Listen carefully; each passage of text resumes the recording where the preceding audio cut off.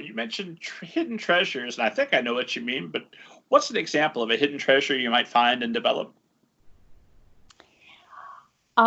Sometimes there will be an object which has a special meaning for a character, and really you can use it to develop a theme. You can use it to reflect a connection, and the writer just hasn't figured that out. I remember one story where it was a French horn. This was in a writing retreat, and the main character wanted to do a concert for her in memory of her grandfather, and she played the French horn, and yet the writer hadn't yet made that French horn central to this concert, which was going to be the goal of the protagonist. So that was an opportunity to really build that even stronger than it was before. Absolutely sounds like a note I would get from my critique group. Hey, dummy. You know your novel works this way, right? Why wouldn't you work? Oh yeah, I'm glad you told me. I would have missed it. We do. We miss things because we're so close. So it's great to have a critique group be able to point those things out. So who finds those things for you?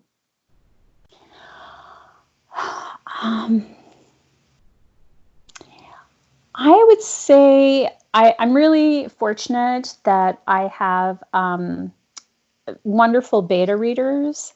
You know, that's part of the joys of being at this point in my career where I have other really well-established writers that I can call on for help. So, and it depends on what help I need, actually. Fair enough. Catherine, we are barreling right toward the end here. It comes so fast, so I've got to come up with about maybe 2 more brilliant questions. And forgive me for all the things that I'm going to miss. Although you had mentioned that you participated in over 300 hours of critique groups. I think it says on your website. Yeah. So out of all that experience with critique groups, what can you tell esteemed audience about getting a successful critique group together and making sure you're in one? Then I'll ask you about marketing and we'll wrap it up. Fair enough? All right. That's great. I think, I've done all different kinds of critique groups. And I think one of the most important things is that it's okay to leave a critique group. You want to be in a group where everyone comes, everyone shows their work, everyone gets critiqued. What you don't want is to be in a group where 3 people show up to critique your stuff, but they never show their work. That's a very uneven situation and not one you want to be in. And so if the group isn't working for you, it's okay to walk away. You have permission to do that. I think it's also really important to set up the rules in advance. It's important that everybody coming into a critique group understand that they're there to talk about what is or is not working in the piece. They are not there to judge the piece or to talk about its commercial viability or whether or not it can get published. Their job is to look at the piece and say, this is what I find confusing. This is what's exciting me. This is where the piece is slowing down. This is what doesn't seem to be connected with the rest of the story that, we've been reading. That's what their job is to do. Set out your rules.